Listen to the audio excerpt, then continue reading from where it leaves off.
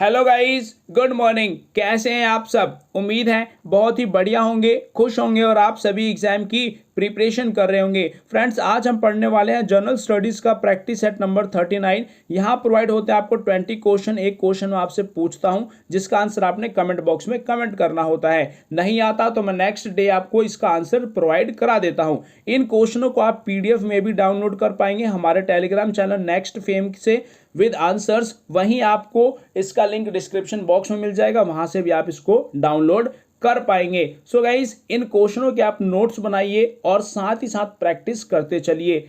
Start करते हैं अपनी आज की क्लास को। गंगा नदी के किनारे सबसे बड़ा शहर कौन सा है? राइट आंसर कानपुर शहर गंगा नदी के किनारे बसा हुआ सबसे बड़ा शहर है। यह क्वेश्चन आपको कंफ्यूज कर सकता है क्योंकि काफी कैंडिडेट बनारस आंसर लगा देंगे तो कोई इलाहाबाद आंसर लगा देगा, बट राइट आंसर क्या है? कानपुर गंगा नदी के किनारे बसा हुआ सबसे बड़ा शहर है। और याद रखना है आपको गंगा नदी से कि गंगा नदी 4 नवंबर 2008 को क्या बन गई थी?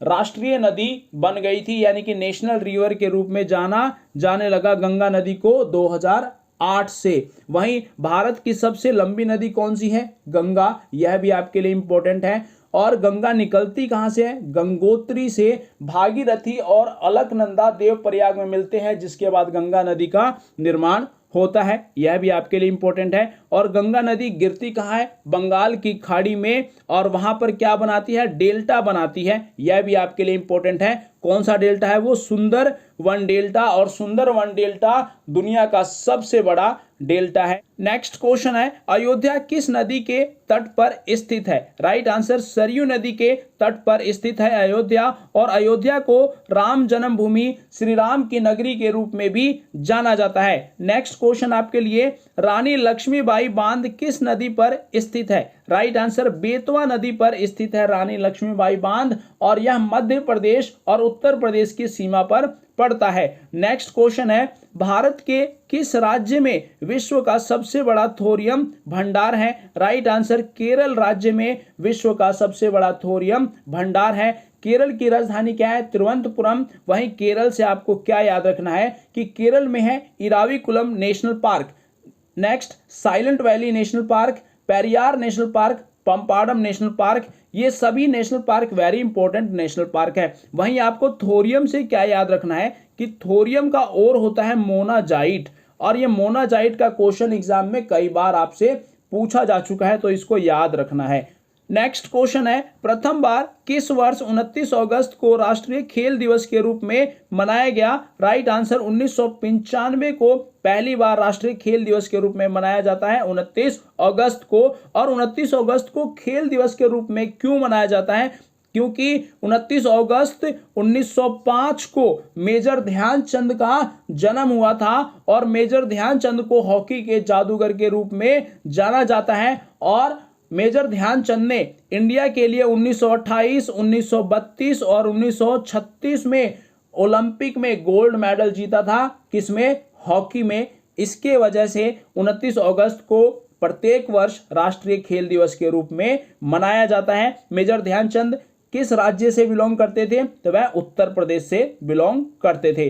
नेक्स्ट क्वेश्चन आपके लिए, किसके कारण रक्त शरीर में नहीं जमता है? हिपैरिन के कारण ब्लड जो है बॉडी के भीतर क्लॉट नहीं होता है। नेक्स्ट क्वेश्चन है, टाइफाइड से शरीर का कौन सा अंग प्रभावित होता है? राइट आंसर आंत प्रभावित होती है टाइफाइड से। और टाइफाइड में कौन सा टेस्ट किया जाता है? तो विडाल टेस्ट किया जाता है। यह क्वेश्चन कई बार पूछा जाता है। इसको सैलोमेना टाइफी टेस्ट भी कहते हैं। और ये टाइफाइड किसके कारण होता है? सैलोमेना टाइफी बैक्टीरिया के कारण होता है टाइफाइड। नेक्स्ट क्वेश्चन है, एलिसा जांच किस रोग की पहचान है? राइट आंसर एड्स की पहचान है एलिसा टेस्ट। और एड्स में होता है क्या है? इम्यून सिस्टम वीक हो जाता है। वही आपको एड्स से एक क्वेश्चन याद रखना है कि 1 दिसंबर को प्रत्येक वर्ष इंटरनेशनल एड्स डे के रूप में मनाया जाता है। नेक्स्ट क्वेश्चन आपके लिए, राज्यसभा को स्थायी सदन कहा जाता है। क्यों कहा जाता है?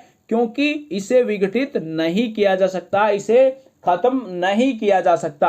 राज्यसभा से आपको क्वेश्चंस क्या याद रखना है कि राज्यसभा में टोटल मेंबर्स की संख्या कितनी है? 250 12 सदस्य होते हैं इसमें नॉमिनेटेड, और किसके द्वारा नॉमिनेट किए जाते हैं, तो नॉमिनेट किए जाते हैं प्रेसिडेंट के द्वारा। वहीं 238 मेंबर्स जो होंगे वो होंगे इलेक्टेड। क्लियर है। राज्यसभा में सदस्य बनने के लिए एज कितनी चाहिए, तो एज चाहिए 30 साल। वहीं इसका कार्यकाल कितने साल का होता है, 6 साल का इसका कार्यकाल होता है। यह कभी भी भंग नहीं होता। 1/3 2 वर्ष के बाद सदस्य क्या होते हैं, यहां से सेवानिवृत्त हो जाते हैं, यानी कि रिटायर्ड हो जाते हैं। क्लियर है। ये सभी पॉइंट्स आपको याद रखना है। नेक्स्ट क्वेश्चन है, प्रारंभ में मौलिक अधिकारों की संख्या कितनी थी।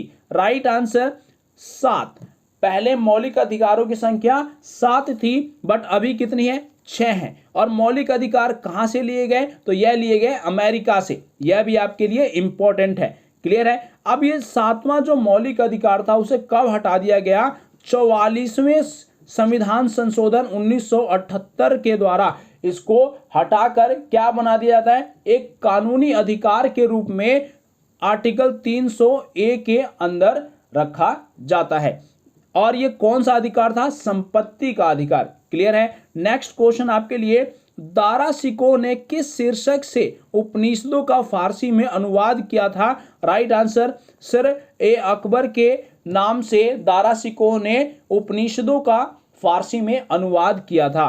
और कितने उपनिषद का अनुवाद किया था, 52 उपनिषदों का अनुवाद किया था। वहीं उपनिषदों की संख्या कितनी है, तो 108 उपनिषद है। यह भी आपके लिए इंपॉर्टेंट है। नेक्स्ट क्वेश्चन आपके लिए, अकबर के शासन काल में महाभारत का फारसी में अनुवाद किया गया, वह किस नाम से जाना जाता है, तो राइट आंसर रज़्मनामे के नाम से जाना जाता है। महाभारत का वह नाम जब अकबर के दरबार में इसको फारसी में अनुवादित किया गया था।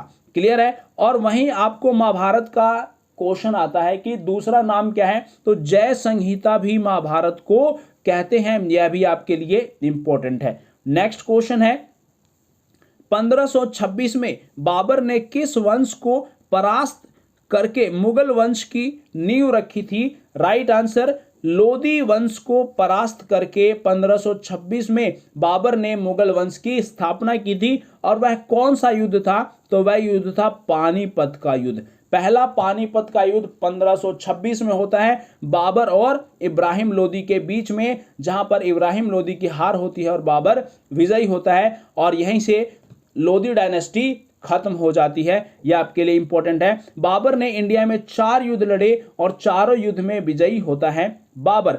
1526 में पानीपत का युद्ध लड़ा।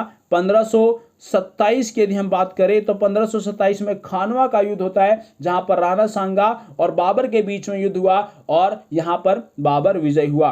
1528 में चंदेरी का युद्ध, जहां पर बाबर विजयी होता है और मैदनी राय की हार होती है। वहीं 1529 में घाघरा का युद्ध होता है, जहां पर अफगानों की हार होती है और बाबर विजयी होता है। क्लियर है। नेक्स्ट क्वेश्चन आपके लिए, मीनाक्षी मंदिर कहां स्थित है। राइट आंसर मदुरई में मीनाक्षी मंदिर स्थित है। नेक्स्ट क्वेश्चन आपके लिए, फाहियान कहां का रहने वाला था। राइट आंसर चीन का रहने वाला था फाहियान। और फाहियान इंडिया में कब आया, चंद्रगुप्त द्वितीय के समय में आता है फाहियान। और चंद्रगुप्त द्वितीय किस डायनेस्टी से था, तो यह गुप्त डायनेस्टी का था। और गुप्त डायनेस्टी की स्थापना किसने की थी, श्री गुप्त ने गुप्त डायनेस्टी की स्थापना की थी। फाहियान ने कौन सी बुक लिखी, फुयू की फाहियान की बुक है, इसको भी आपने याद रखना है। वहीं चंद्रगुप्त मौर्य कौन सी डायनेस्टी का था, तो वह मौर्य डायनेस्टी का था और यह गुप्त डायनेस्टी का था। इसमें आपको कंफ्यूज नहीं होना है। क्लियर है। नेक्स्ट क्वेश्चन है, महावीर की मृत्यु कहां हुई थी। राइट आंसर पावापुरी में महावीर की मृत्यु होती है। और पावापुरी के मल्ल राजा सृष्टिपाल के महल में इनकी मृत्यु होती है। यह भी आपको याद रखना है। महावीर जैन धर्म के 24वें तीर्थंकर थे और इन्होंने जैन धर्म की स्थापना की थी। यह आपके लिए इंपॉर्टेंट होगा। नेक्स्ट क्वेश्चन है, सारनाथ में बुद्ध का प्रथम प्रवचन क्या कहलाता है। राइट आंसर धर्म चक्र प्रवर्तन के नाम से जाना जाता है। महात्मा बुद्ध का प्रथम प्रवचन, और सबसे पहला दिया उन्होंने सारनाथ में, और सबसे ज्यादा प्रवचन कहाँ दिए थे, तो वो दिए थे श्रावस्ती में। यह भी आपके लिए इंपॉर्टेंट है। इनकी मृत्यु कहाँ हो जाती है, कुशीनगर में, और इनके मृत्यु को किस नाम से जाना जाता है, महापरिनिर्वाण के नाम से जाना जाता है महात्मा बुद्ध की मृत्यु को।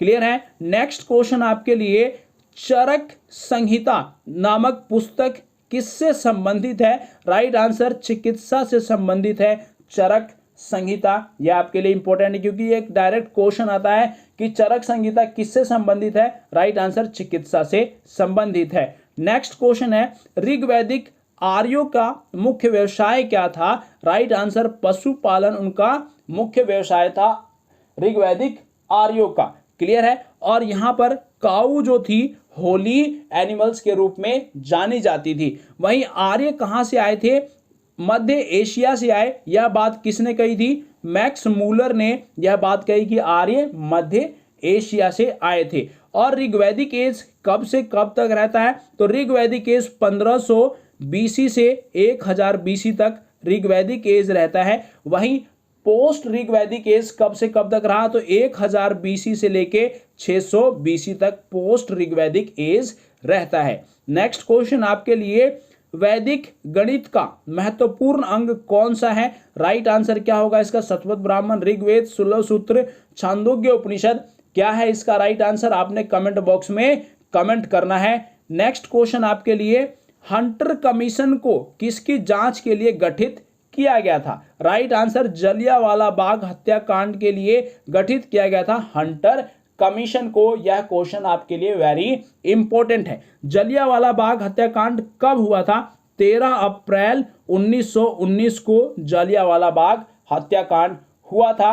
और यह कहां पे है जगह जलियांवाला, तो अमृतसर में है। क्लियर है। और यहीं से दो क्वेश्चन और याद रखना आपको कि जलियांवाला बाग हत्याकांड के बाद रविंद्रनाथ टैगोर ने नाइटहुड की उपाधि लौटा दी थी, वहीं महात्मा गांधी ने केसरे हिंद की उपाधि भी वापस कर दी थी। यह आपके लिए इंपॉर्टेंट क्वेश्चन है। रविंद्रनाथ टैगोर को 1913 में नोबेल प्राइज मिला, इसको भी आपने याद रखना है। सो गाइज, ये थे आज के सभी इंपॉर्टेंट जनरल स्टडीज के क्वेश्चन। होप सो ये सभी क्वेश्चन आपको समझ में आ रहे होंगे। आप इनके नोट्स बनाइए और प्रिपरेशन कीजिए, प्रैक्टिस कीजिए। Best of luck. Thank you very much. Share and subscribe next fame.